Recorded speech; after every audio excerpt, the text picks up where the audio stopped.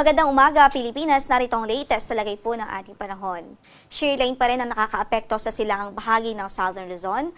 Samantalang sa natitirang bahagi ng Luzon ay amihan pa rin ang nakakaapekto at nagdudulot pa rin ito ng maulang panahon sa malaking bahagi ng bansa o sa malaking bahagi ng Luzon at malamig na panahon sa malaking bahagi ng ating landmass. Samantalang yung easterlies nakakaapekto din sa natitirang bahagi ng ating bansa. Itong mga weather systems na ito ay nagdudulot po ng mga pag-ulan sa iba't ibang bahagi po ng ating kalupaan.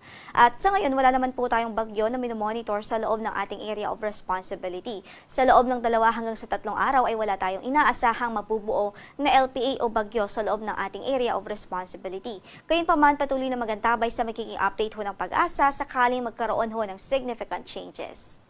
Samantala sa pagtayo ng ating panahon, magiging maulap pa rin ang papaurin at mataas pa rin ang tsansa ng halos maghapon na mga light to moderate rains o katamtaman hanggang sa kuminsan ay malakas na mga pag-ulan dito po sa Bicol Region at Northern Samar. Yan ay dulot po ng shear line. Ito po yung salubungan ng hangin from the northeast at yung hangin po nang galing sa silangang bahagi ng bansa.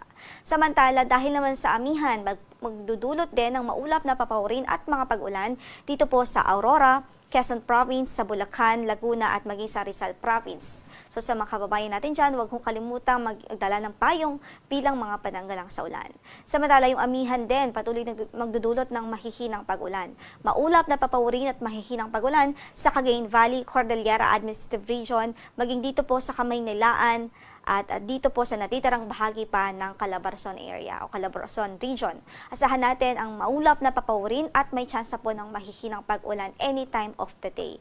Kaya't kung saan man ang lakad natin sa araw na ito, huwag hong kalimutang magdala ng mga pananggalang sa ulan. Samantala sa Ilocos region at natitirang bahagi ng Central Luzon, asahan natin ang bahagyang maulap hanggang sa maulap na papaurin at tsansa lamang ho ng isolated o pulupulong mahihinang mga pag-ulan dahil naman sa amihan. Sapat tayo ng ating temperatura sa Metro Manila 23 to 29, 14 to 21 sa Baguio City, 22 to 29 sa Lawag, 19 to 26 sa Tuguegarao, 23 to 29 sa Legazpi City at 21 to 27 degrees Celsius naman po sa Tagaytay. So malamig pa rin lalong-lalo na po sa mga highlands o sa uplands kung saan ay inaasahan natin ang patuloy na pagbaba ng temperatura sa mga susunod na araw.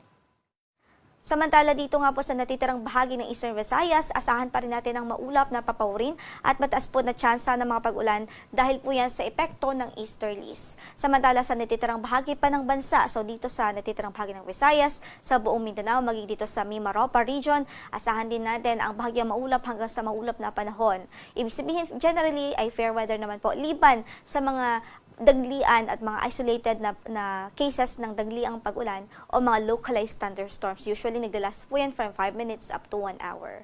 At sa kasalukuyan, wala nga po tayong bagyo na minomonitor sa loob ng ating area of responsibility.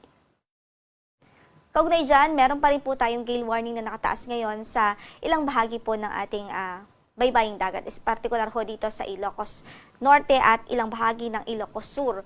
Dahil po yan sa epekto pa rin ng amihan o northeast monsoon, yung surge niya o yung hangin na galing po o dulot nitong amihan ay nagdudulot ng maalon hanggang sa napakaalong kondisyon ng karagatan doon. Kaya tabiso natin sa ating mga kababayan doon, huwag kong kalimutang magdala o huwag kong kalimutan na mag-ingat, especially yung mga gumagamit ng maliliit na sasakyang pandagat dahil magiging maalon hanggang sa napakaalon ng kondisyon ng karagatan. Ang sunrise natin for today is 6:24 in the morning at mamaya ay lulubog ang araw sa ganap na alas 5:43 ng hapon.